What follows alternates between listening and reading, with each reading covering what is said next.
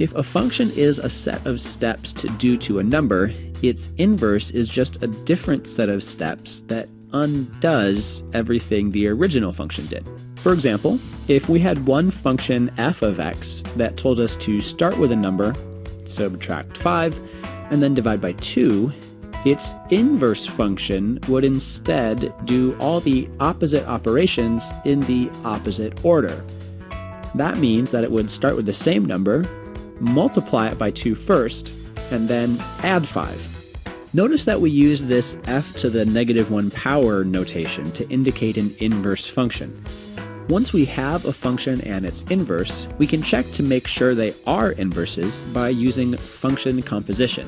If you're not familiar with this process, there is a video you can watch to learn about it, but basically it means plugging one function into another. The idea is that since inverse functions do the exact opposite things, if we compose them together, we should end up exactly where we started, just a plain x. Let's try this with our example above. Substituting f inverse into f means evaluating f of f inverse of x. Plugging in f inverse function wherever we used to see an x in the f function makes our equation look like this. Right away, we see the different steps canceling out. The +5 and the -5 in the numerator undo each other, leaving us here, and then the ×2 and divide by 2 undo to bring us right back to where we started, plain old x. This process actually shows us the mathematical definition of inverse functions. Two functions that, when composed with each other, cancel out and get us right back to the x on the inside. So now that we know what inverse functions are, how might you go about finding one? Say we have the function g of x shown here. What would the inverse of g be?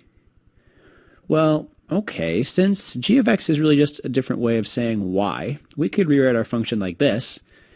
Now, relying on the knowledge that the inverse is a list of steps that are the exact opposite as the original, we can use the following trick to find any inverse function. Switching the x and the y, and now solving the equation for y with inverse operations, will provide us with the exact set of steps that will undo the original function. Doing that here would mean we'd first square both sides to undo the square root, then add 3 to both sides to undo the subtraction, and finally divide by 2 to undo the multiplication. The equation we end up with, y equals x squared plus 3 divided by 2, is the inverse because it includes all of the inverse operations in reverse order of the original function. Therefore, g inverse of x is x squared plus 3 over 2. The last thing to cover has to do with specifics regarding what makes a function, and therefore what makes its inverse. You'll need to remember that any function can only have one output for each input.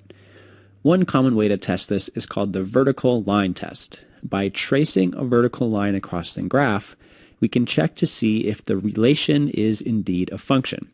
If our imaginary vertical line crosses the graph in more than one place, the relation is not a function. But if it passes across the entire graph and only ever touches the graph in one spot, it is. We can use a similar tactic to also test whether the inverse is a function as well. But now, similar to how we switch the x and the y to find the inverse, we switch the vertical line to a horizontal line. This means that in order to test whether a relation's inverse is a function, we use the horizontal line test instead of the vertical line test, but everything else is the same. We trace this imaginary horizontal line across the graph, looking for a place where it touches more than once. If it never does, the inverse is a function, but if it ever touches the graph in more than one spot, the inverse is not a function. There's a lot to know about inverse functions, so let's review what we've learned. A function's inverse is another function that does the exact opposite, and we use the -1 power to express it. If we compose a function with its inverse, the two functions essentially undo each other, leaving us right back where we started, the x. We can figure out what the inverse of a function is by swapping the x and the y, and then re-solving the equation for y. And finally, to test whether or not the inverse is a true mathematical function, we can use the horizontal line test to see if our imaginary horizontal line ever touches the graph in more than one spot.